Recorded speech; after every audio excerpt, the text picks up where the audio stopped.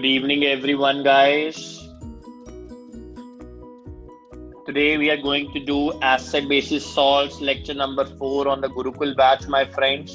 आज हम lecture number 4 करेंगे acid bases and salts में. We will be doing lecture number 4 in the acid bases and salts. We have already done 3 lectures. हम 3 lectures topic के कर चुके हैं.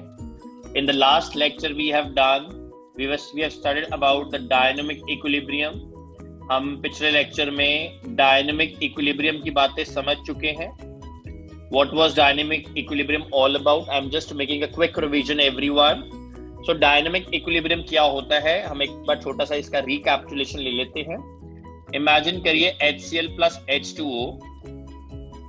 It is being converted to H3O positive plus Cl negative. As I mentioned already मैं mention कर चुका हूं बच्चा पार्टी क्या कि ये हाइड्रोनियम आयन है. This is a hydronium ion. ये मैं ऑलरेडी मेंशन कर चुका हूं. हाइड्रोनियम आयन की फॉर्मेशन कैसे होती है वो भी हम पढ़ चुके हैं. मैं फिर भी रिपीट कर रहा हूं. H positive plus H2O gives you H3O positive. किसी का लेक्चर मिस हुआ है तो YouTube पे लेक्चर 1 लेक्चर 2 देख सकता है, ये तभी आएगा. इसका स्ट्रक्चर भी हम कर चुके हैं. इसके स्ट्रक्चर में मैंने बताए थे बेटा, हाइड्रोनियम आयन के स्ट्रक्चर में you have two covalent bondings, you have two covalent bonds, you have one dative bond and correct one lone pair of electrons, my friends. This was the structure of the hydronium ion. This we have already studied. अगर आप में से किसी ने lecture miss किया तो वो पीछे YouTube पे देख सकता है मेरे बच्चों. So imagine this is the dynamic equilibrium. What do I mean by the dynamic equilibrium? We will be studying that right now. मैं 2 मिनट का रिकैप्चुलेशन ले रहा हूँ. तो जैसे मैंने बताया एक रिएक्शन था HCl plus H2O and it is undergoing an H3O positive plus Cl negative.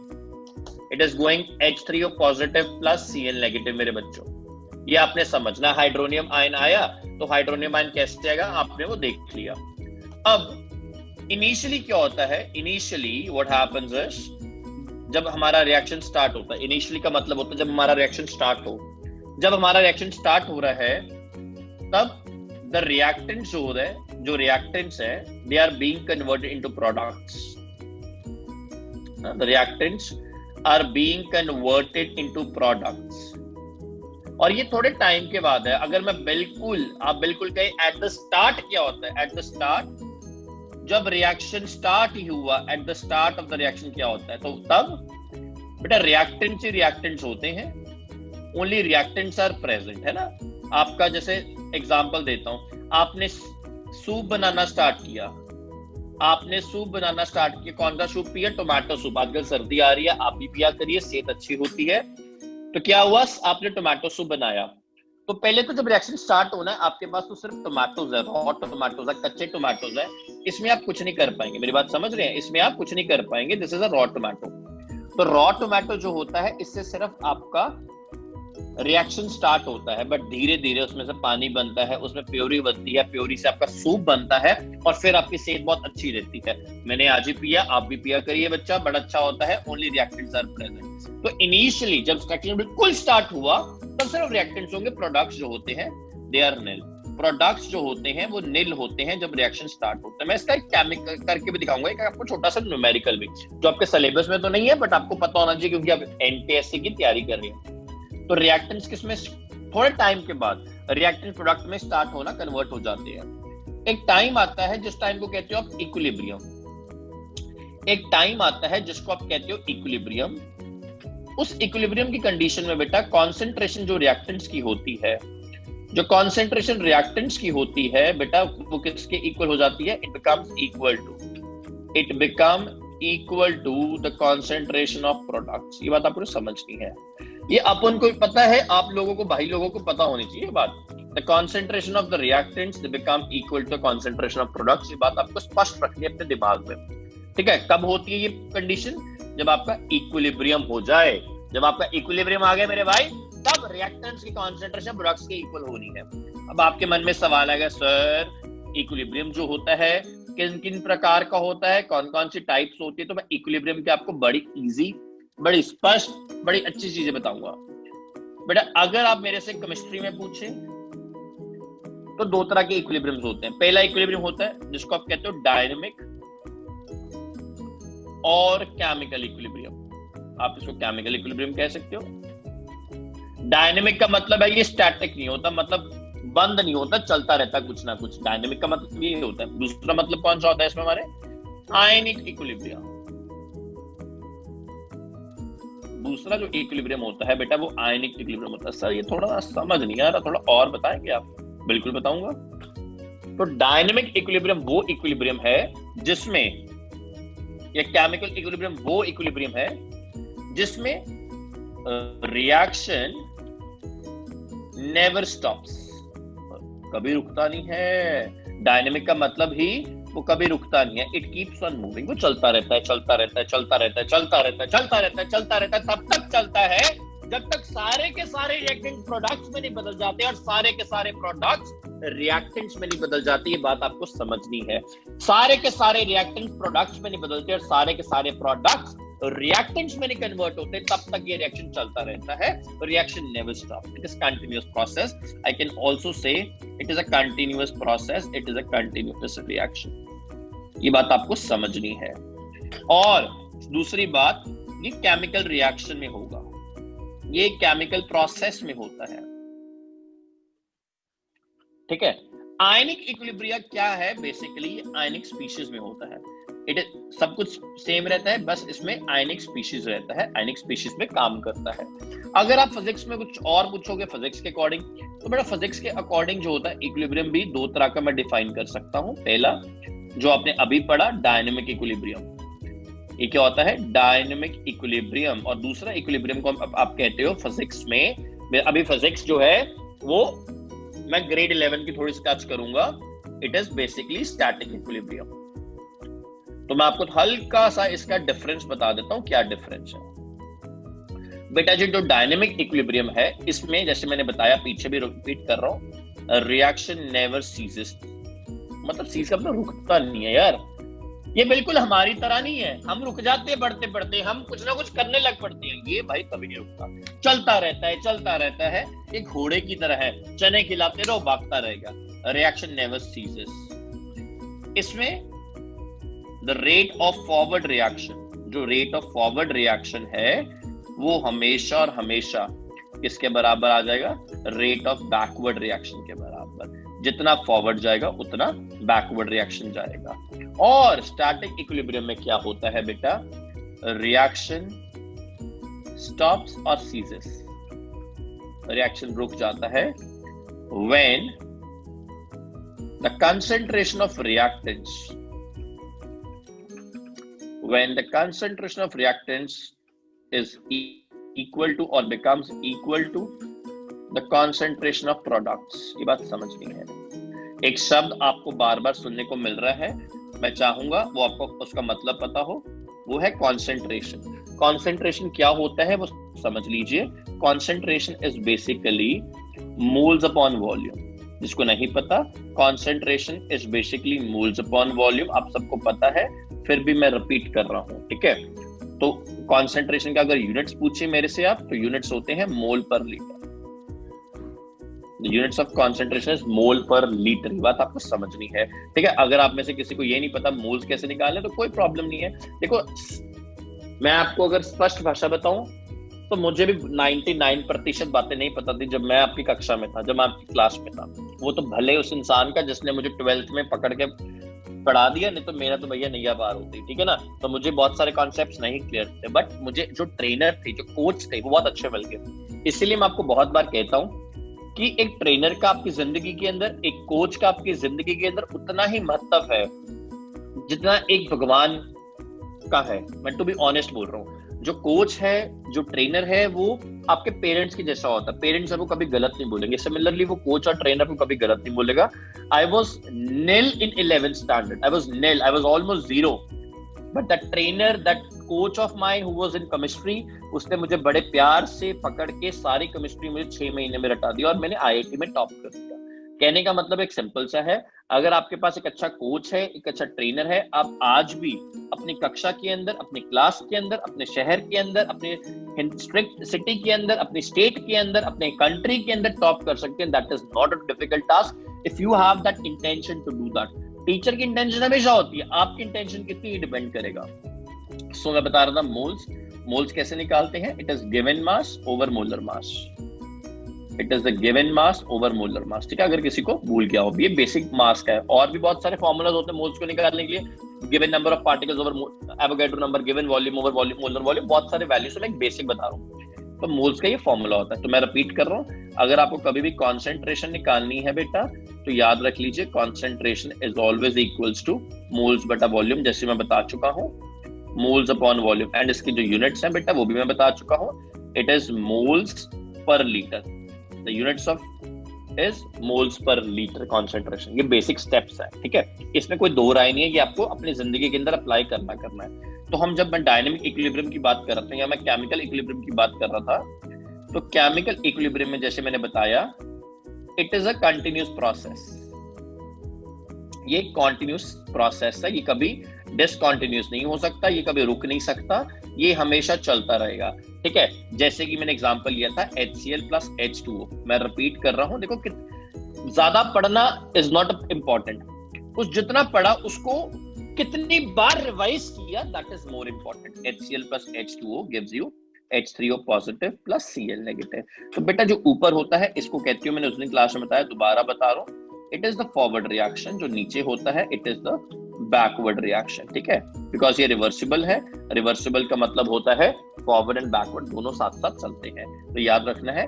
अब केमिकल इक्विलिब्रियम में आपको एक और बात याद रखनी है, जब केमिकल इक्विलिब्रियम होता है या कोई भी इक्विलिब्रियम हो, डायनेमिक इक्विलिब्रियम हो बेसिकली, तब आपको याद रखना है the rate of forward reaction, the rate of forward reaction, ये मैंने करवाया कल भी, रिपीट कर रहा हूं, is equal to the rate of backward reaction. जब ये चीज होगी बेटा,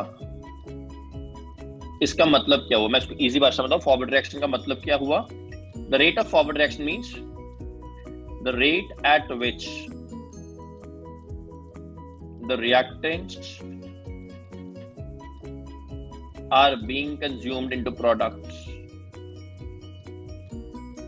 are being consumed into products, or rate of backward reaction, the rate at which products are being consumed into reactants। जब ये दोनों रेट बराबर हो जाएंगे, are being consumed into reactants, ये आपको बात समझ होनी चाहिए। ठीक है, जब वो दोनों बराबर हो जाते हैं, इस पोजीशन पे आप कहते हो मेरा इक्विलिब्रियम अचीव हो गया, my equilibrium is achieved, equilibrium achieve हो गया। ये आपको बात समझनी है। थोड़ा अगर मैं इसको टेक्निकल भाषा में, केमिस्ट्री की भाषा में, मैथमेटिक्स को लेके इन्वॉल्व करूं, तो आप लिख सकते हो, मैं सेम रिएक्शन पे जाऊंगा, HCl plus H2O will give you H3O positive plus Cl negative. एक मैं यार पहले माफी मांग रहा हूं, मुझे इतना अच्छा ये वीडियोस बनाना, ये राइटिंग स्टफ मेरे बस का काम नहीं है, टू बी ऑनेस्ट। मैं हूँ सिंपल आदमी, काम करना जानता हूँ, वीडियो कैसे बनती है, बोलते कैसे हैं, आवाज कैसी होनी चाहिए, लिखना कैसे है, ये कैसा होना चाहिए, मेरे बस का काम नहीं है। मेरा काम है सिर्फ नॉलेज प्रोवाइड करना, जितना हो सकता हम करते हैं। गलती हो तो बढ़िया, बहुत बढ़िया, ना गलती हो तो और बढ़िया, ठीक है ना। तो इसमें कोई फ्लॉ, कोई XYZ नहीं है। आपको पढ़ाई से मतलब आप पढ़ाई मिल रही है, हाँ, पढ़ाई जो होगी वो 1 नंबर की होगी, ये मेरी गारंटी होगी, ये मेरी 120% गारंटी है, पढ़ाई 1 नंबर की होगी। बाकी चीजें यार 0 नंबर है, माइनस नंबर है, वो आपकी रिस्पॉन्सिबिलिटी देना, ठीक है, वो आपका नजरिया है, वो देखिए ना देखिए वो आपका मर्जी है। डायरेक्ट लेक्चर पे जंप किया करो, ठीक है, क्योंकि ये मेरा डिपार्टमेंट है नहीं, जो करता है मैं उसको जज करते नहीं। सो यू शुड नेवर जज anyone based on anything, should always appreciate. आप किसी को अप्रिशिएट करना हमेशा सीखिए। फॉर एग्जांपल आज कोहली जी का जन्मदिन है, विराट कोहली जी का, है ना, आज 5 नवंबर उनका जन्मदिन है। तो आप सोचो उस बंदे के पास कुछ भी नहीं था आज से 6-7 साल पहले, he was nothing, he was just a small time Indian cricket player who was not even sure that he will have a permanent place in the Indian cricket team, and today he's one of the biggest cricket stars of the world। आज जो हमारे Australia tour के अंदर captain बने हैं KL Rahul ji, he was nothing, he was having a devastating career, but Anushka Sharma and Virat Kohli ji ने उनको council किया, और आज देखो वो क्रिकेट जो किंग्स 11 पंजाब है कितना अच्छा स्कोर करके गए गेल के साथ। So the point is, you should always try to encourage and appreciate someone, even if he or she is your younger brother, elder sister, or anyone in your neighborhood or anyone in your family. Because आपकी encouragement, आपका वो inspiration पता नहीं किसको कहाँ लग जाए और वो इंसान ऊपर निकल. So always try to appreciate, always try to applaud that person instead of demean that person, instead of regretting something. आप हमेशा उसको कुछ अच्छा बताइए, ठीक है बच्चों. तो इसमें ये जैसे मैंने बताया था फॉरवर्ड रिएक्शन होता है, या भी पीछे किया, ये फॉरवर्ड रिएक्शन है, ये क्या हो गया बैकवर्ड रिएक्शन. सो आपको क्या करना है, the rate of forward reaction क्या होगा, the rate of forward reaction क्या होगा बेटा, it is equals to KF, ये समझना है, HCl H2O. The rate of backward reaction, the rate of backward reaction, it is equals to Kb H3O positive Cl negative. ठीक है भाई लोग, यहाँ पे KF और KB सर क्या है, KF is the constant or equilibrium constant, not the equilibrium constant, it is a constant, rate constant I can say, for the forward reaction, for the forward reaction. What is Kb? Kb is the rate constant for the backward reaction. Backward reaction, ये Kb होता है. ठीक है, जब इन दोनों को हम divide करते हैं बेटा, वहां से हमें एक बहुत जबरदस्त चीज मिलती है, उसको कहते हैं Kc. Kc is always equals to Kf divided by Kb. ये बात समझनी है, Kf divided by Kb, where Kc stands for, ये Kc किसके बराबर होता है, Kc is always equals to equilibrium constant. Kc हमेशा equilibrium constant of a reaction होता है. It is the equilibrium constant of a reaction. ये बात समझनी है. It is the equilibrium constant of the reaction, which is equals to the rate constant of the forward reaction, which is equals to the rate constant of forward reaction divided by the rate constant of the backward reaction.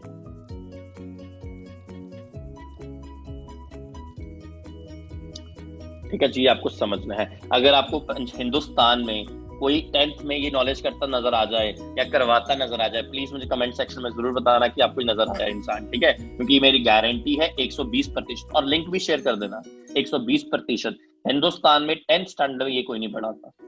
ठीक है, Kc equals to Kf बटा Kb. Kf is the rate constant of the forward reaction, Kb is the rate constant of the backward reaction. ये Kc होता है.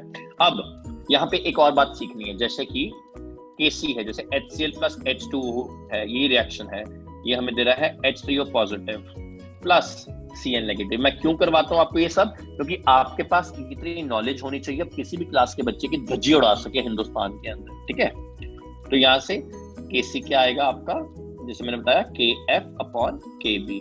तो जब आप इनको डिवाइड करेंगे तो आपको ये सीखना है कि F की जगह आप क्या लगा सकते हैं, H3O positive Cl negative divided by HCl and H2O. आपके माँ बाप को आप पे गर्व होना चाहिए, चाहे मेल है चाहे फीमेल है, चाहे कोई भी है, गर्व होना चाहिए कि उन्होंने आपको जन्म दिया, ना कि उनको रिग्रेट होना चाहिए कि उन्होंने आपको जन्म क्यों दिया. ये बात आपको सीखनी है बड़े अच्छे से. ठीक है जी, ये बात आपको बहुत अच्छे से सीखनी है. तो Kc is equals to KH3O positive plus Cl negative HCl H2. That means अगर मैं इसको सिंपल भाषा में लिखूं तो मैं लिख सकता हूं Kc is equals to the concentration of the products divided by the concentration of reactants. The concentration of the products or the concentration of the reactants. The concentration of the products or the concentration of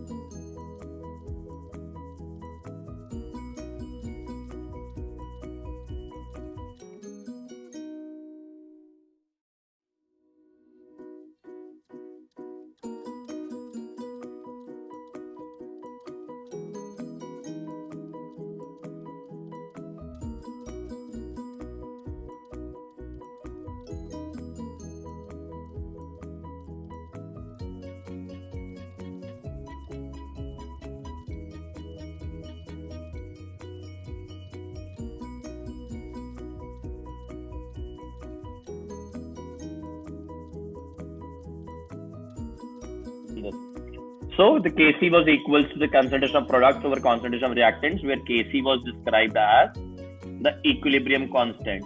Right? This is the equilibrium constant, my dear friends. ये आपको समझना है. I also promised we'll be doing some numerical. We are doing it now. तो आपको समझना है बेटा. अगर इमेजिन कर लीजिए मेरे पास एक रिएक्शन है, PCl5 dissociates to form PCl3 plus Cl2. Right, this is an example. If you want me to write the Kc for this reaction, it is equal to, this is also gaseous, this is also gaseous, and this is also gaseous. So it will be PCl3, and then you will have Cl2 divided by PCl5, my friends. Right, because I mentioned the Kc as the equilibrium constant, the Kc as the equilibrium constant, which simply reveals the meaning, which is equals to the concentration of the products divided by the concentration of reactants. The concentration of reactants. But here I am telling you one note which is very very important. वो note क्या है देखिए. Note एक बहुत important बेटा आपको पढ़ना है. उस नोट पे एक या दो सवाल कंपटीशन में आते हैं. अगर आपकी कोई भी स्पीशीज, अगर आपका कोई भी स्पीशीज जो है बेटा वो किसमें है, what is it into, if it is in the solid state, या फिर वो किसमें है, लिक्विड स्टेट में, दैट इज वाटर में है, एक्वा स्टेट में आप कह सकते हैं. यहाँ पर वो किसमें है, एक्वा स्टेट में. तो आपको याद रखना है इस टाइम इसकी जो कॉन्सेंट्रेशन होगी वो हमेशा 1 होगी. इसकी जो कॉन्सेंट्रेशन होगी बेटा वो भी क्या होगी, 1 होगी. वो 1 ली जाएगी. आपको समझना है, बात अच्छे से समझनी है बिल्कुल अपने पास. जैसे कि सर आप इतने थ्योरी करवा रहे हो, थोड़ा न्यूमेरिकल भी जाओ. जा रहा हूं बेटा. CaCO3 solid state will give you calcium oxide solid plus carbon dioxide gas. Oh my god, this is gonna be something really interesting, which means the Kc will be equal to, क्या Kc होगा भैया, Kc होगा calcium oxide, this carbon dioxide divided by calcium carbonate. Now the Kc will be equal to, this is 1, this is carbon dioxide concentration divided by calcium carbonate concentration. Sir, why? Because the calcium oxide is and the calcium carbonate, they both are in the solid state. If they are in the solid state, then please remember there the concentration is going to be 1. इनकी जो concentration है वो 1 होने वाली है. आपको समझनी है ये बात, अच्छे से टिप टॉप समझनी है. मैं इसका मतलब हमारा Kc क्या हो गया, Kc equals to carbon dioxide divided by calcium carbonate, तो 1 हो जाएगा. ये भी 1 हो गया बेटा. तो आपका नीचे क्या बन गया, Kc equals to carbon dioxide. ये आपको बात समझनी है, अच्छे से अपने दिमाग में डालनी है ये बात. ठीक है बेटा. इसका एक और एग्जांपल कर लेते हैं. जैसे इमेजिन कर लीजिए आपके पास एक एग्जांपल है CH3C double bond O C2H5. एक एस्टर है. एस्टर का जब आप हाइड्रोलिसिस करते हो, when you do the hydrolysis, this is excess of water. When you put water in excess, what happens? CH3 COOH plus C2H5. आपको एक एसिड मिलता है, साथ में एक अल्कोहल मिल जाती है. एसिड एंड अल्कोहल आपको मिलती है. क्यों भैया, ये हमारा अर्थ आदित्य है. Very nice boy.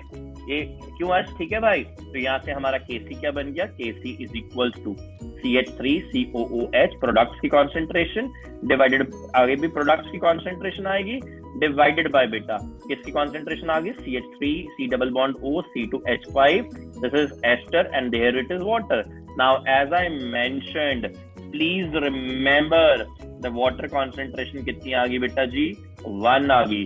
Therefore Kc is equals to CH3 COOH, then you have C2H5OH, and then you have CH3 C double bond O C2H5. Because ये तो आपकी बेटा जो इसकी कॉन्सेंट्रेशन होगी वो तो 1 मानी जाएगी. ये बात आपको अच्छे से समझनी है, मतलब जिंदा समझनी है बात, बिल्कुल अंदर तक बात जानी चाहिए. आपको इस बात से प्यार हो जाना चाहिए, लैला बन जानी चाहिए ये बात आपकी Kc की. आपको जबरदस्त बात रखनी है, क्योंकि इस बात ने आपको बहुत सारी जिंदगी में पैसे खिलाने। कैसे पैसे खिलाएंगे? अगर आप ये बात याद रखेंगे, आपकी आईआईटी में सिलेक्शन हो जाएगी, अगर आपकी एनटीएससी में सिलेक्शन हो जाएगी, आपकी नीट में सिलेक्शन हो जाएगी, आप एनटीएससी आईआईटी नीट करके एक बहुत बढ़िया कॉलेज में जाओगे, एक बहुत बढ़िया कॉलेज जाओगे, मतलब एक बहुत बढ़िया बिजनेस या एक बहुत बढ़िया जॉब करोगे। अगर एक बहुत बढ़िया बिजनेस और एक बहुत बढ़िया जॉब करोगे, बहुत सारा पैसा कमाओगे। और ये सवाल ने आपको पैसा खिलाया, तो आपने बात समझनी है कि केसी आपको कैसा पैसा खिलाएगी आने वाले टाइम में, ठीक है।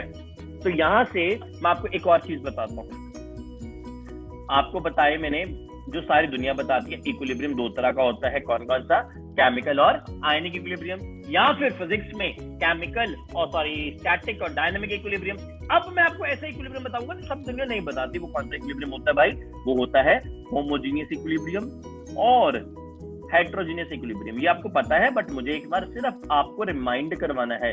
जैसे आपको पता है शाहरुख खान जी की जो शादी है वो गौरी खान जी से हुई है, बट आपको रिमाइंड करवा रही थी बॉलीवुड इंडस्ट्री। सिमिलरली आपको पता है कि होमोजीनियस और हेट्रोजीनियस इक्विलिब्रियम क्या होता है, बट मेरा एज अ टीचर, मेरा एज अ कोच, मेरा एज अ मीडिया, मेरा एज अ जर्नलिज्म काम है आपको बार बार रिमाइंड करवाना। अब होमोजीनियस और हेट्रोजीनियस में क्या होता है भैया, आओ देखते हैं। अगर इमेजिन कर लीजिए आपके पास 2NH3 है, डिसोसिएशन, अमोनिया की डिसोसिएशन हो रही है, N2 + 3H2। ये एक एग्जांपल है। दूसरा एग्जांपल आप ले लीजिए, आपने 2H2 + O2 लिया, ये भी गैसीय स्टेट में, ये भी गैसीय स्टेट में। इसको बनाया, क्या बनाया? 2H2O। ये आपका बना लिक्विड स्टेट में। अब आपको बात क्या सीखनी है, अगर तीनों स्टेट्स में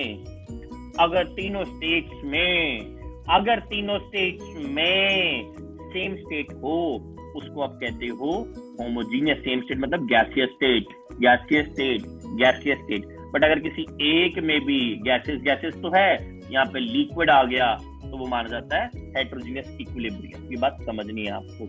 इमेजिन कर लीजिए आपके पास है 2SO2 + O2 will give you 2SO3। ये भी गैसियस में, ये भी गैसियस में, और ये भी गैसियस में।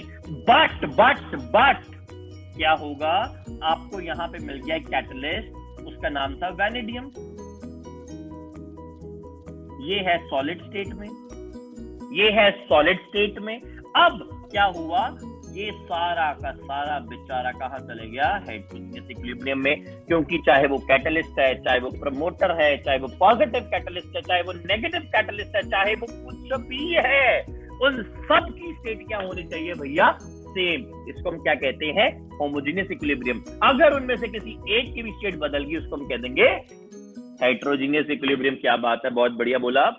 तो इक्विलिब्रियम को याद रखना है, होमोजीनियस एंड हेट्रोजीनियस इक्विलिब्रियम, ठीक है। छोटा भाई है, बड़ा अच्छा लड़का है, होमोजीनियस एंड हेट्रोजीनियस इक्विलिब्रियम। चलिए जी, यहाँ तक आपको बात समझ लगी, अच्छे से बात लगी समझ। कोई प्रॉब्लम है तो मुझे बताओ, जबरदस्त प्रॉब्लम है, ठीक है। प्रॉब्लम है तो मुझे मैसेज कर दीजिए। तो अब हम चल रहे हैं आपको यहाँ पे एक और चीज सिखाने, एक ऐसी चीज जो मैं बहुत कम बच्चों को सिखाता हूँ, जब सीखते हैं तो बहुत मजा आता है। उस बात को हम कहते हैं आइए। अब आपको केसी निकालना आ गया है ना, केसी रिपोर्ट आपने सीख लिया। केसी तो मैं एक बार फटाफट से रिकैप्चुलेट कर दूं। It is described as the equilibrium constant. क्या कहते हैं इसको? इक्विलिब्रियम कांस्टेंट इसको कहते हैं, ठीक है। ये आपको समझना है। इक्विलिब्रियम कांस्टेंट का फॉर्मूला मैंने बता दिया आपको, क्या था? प्रोडक्ट्स की कॉन्सेंट्रेशन डिवाइडेड बाय, मेरे बच्चों आप बड़े अच्छे लगते हो मुझे, ऐसे प्यारे प्यारे बच्चे।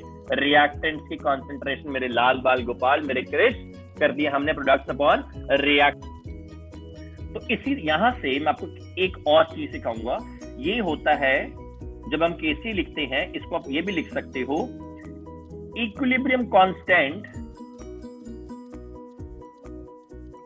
सो equilibrium constant, it is at constant concentration, at constant concentration. Now what I'm going to tell you, you have to keep your ears wide open and your eyes completely open, because अब जो पढ़ने लगे हैं बेटा वो होती है KP. What is KP? KP is the equilibrium constant at constant partial pressure or at constant pressure. हाँ सर, ये नया नया क्या पढ़ाते रहते हो अब हमें रोज, हमें कुछ समझ नहीं आता। तो आपके लिए KP, as I mentioned, KP में क्या होता है? It is the product of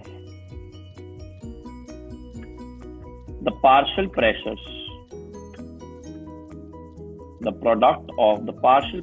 of the products divided by partial pressure of reactants. Partial pressures of reactants, ये Kp होता है. Kp मैंने आपको बता दिया क्या होता है. It is the equilibrium constant at constant pressure. आपको थोड़ा सा मैं और एक्सप्लेन करता हूँ. इमेजिन कर लीजिए आपके पास 2NH3 है अमोनिया गैसियस स्टेट में. ये आपको लगेगा N2 gaseous state plus 3H2 in gaseous state. यहां से आपको Kp निकालना है. Kp कैसे निकलेगा? Partial pressure of nitrogen multiplied by partial pressure of hydrogen. इसकी पावर बेटा 3 बन जाएगी, पावर 3 क्यूब बन जाएगी. जो भी इसका कोफिशिएंट होता है वो इसकी हमेशा पावर बन जाती है. नीचे क्या आ जाएगा बेटा? NH3 and it is whole square. नीचे होल स्क्वायर क्यों आया? क्योंकि इसकी जो कोफिशिएंट था वो उसकी पावर बन जाती है. अब सवाल क्या आता है sir, how to calculate the partial pressure. सवाल ये आपको मिलेगा, how to calculate the partial pressure. ये आपको समझना है. आपको पार्शियल प्रेशर कैसे निकालना है ये सीख लीजिए. पार्शियल प्रेशर कैसे निकाल सकते हो, तो कैसे निकालना बेटा पार्शियल प्रेशर. पार्शियल प्रेशर कैसे निकलता है? Partial pressure of any component, partial pressure of any component is equals to, वो कैसे निकल सकता है? given moles of that component divided by total moles into the total pressure, where P is the total pressure. ये आपको बात समझनी है. where P is the total pressure, ये आपको बात समझनी है. P जो होता है टोटल प्रेशर. ठीक है बच्चा, यहां तक लग गया समझ. Partial pressure of any component it is equals to the given moles over the total moles into the partial total pressure. इसका मैं छोटा सा एग्जांपल लेके चलता हूं आपके लिए. इमेजिन कर लीजिए जैसे एग्जांपल हम ले रहे थे 2NH3 will give you N2 plus 3H2. ठीक है बेटा, ये आपके पास दिए हुए हैं. ये आपको समझना, थोड़ी सी बात समझनी है. तो अगर मैंने इसके निकालने हैं पार्शियल प्रेशर और मैंने अमोनिया निकालना है तो क्या निकलेगा? Given moles of ammonia divided by total moles of the reaction, total moles of the complete reaction at equilibrium multiplied by, my friends, multiplied by the total pressure. It is the total pressure, and please remember the total pressure symbol is P capital. Therefore अगर आपकी दुआएं चले हमारे साथ तो PNH3 क्या हो जाएगा? गिवन मोल्स कितने हो जाएंगे बेटा? Please remember of ammonia it is 2 moles. 2 moles divided by total moles कितने हैं? इमेजिन कर लीजिए इक्विलिब्रियम पे कितने हैं?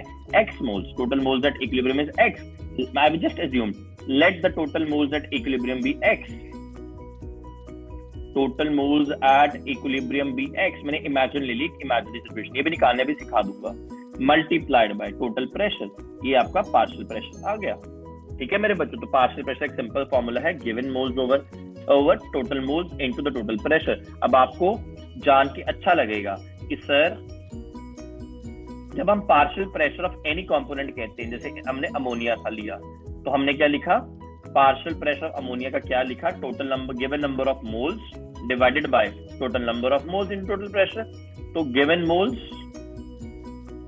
Of ammonia divided by total number of moles. देखो एक बात को मैं 3 बार लिख रहा हूं आपके लिए. Total number of moles of ammonia और रिएक्शन एट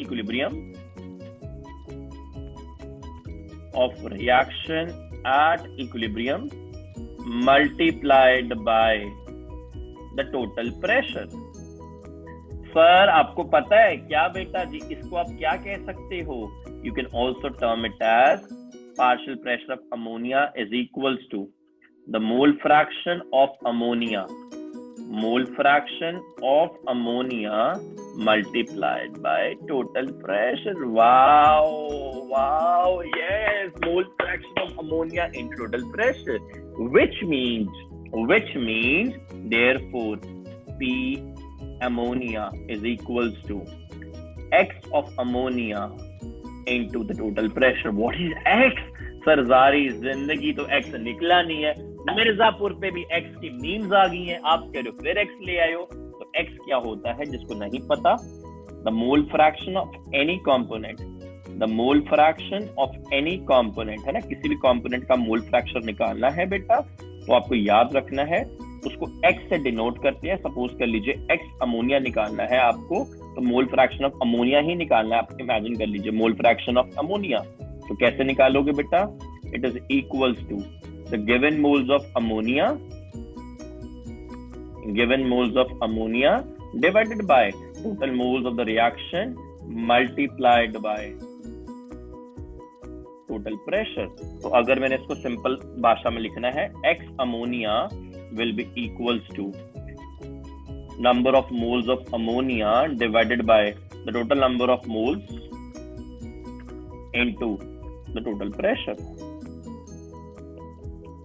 ये आपको मोल फ्रैक्शन का मतलब समझना है। तो मैं रिपीट कर रहा हूं लास्ट, क्या? Partial pressure of any component, I am repeating, of any component is equals to the moles of that component, the moles of that component divided by the total moles into the total pressure। ठीक है बेटा, आज हम यहाँ तक करेंगे। मुझे उम्मीद है आपको ये लेक्चर पसंद आएगा। ठीक है, अगर आपको लेक्चर पसंद आए तो आप उसे देखो, बहुत सारा देखो, बहुत सारी पढ़ाई करो, बढ़िया सा रैंक निकालो, मुझे और पूरे सबको, माँ बाप को खुश करो इससे पढ़ के। ठीक है बच्चे, चलो I see you tomorrow at the same timing. कल मिलते हैं बच्चों। इस लेक्चर को तब तक अच्छे से पढ़ लीजिए क्योंकि मैं इसमें बहुत सारे एडवांस की बातें की है। ठीक है, हैव अ गुड डे।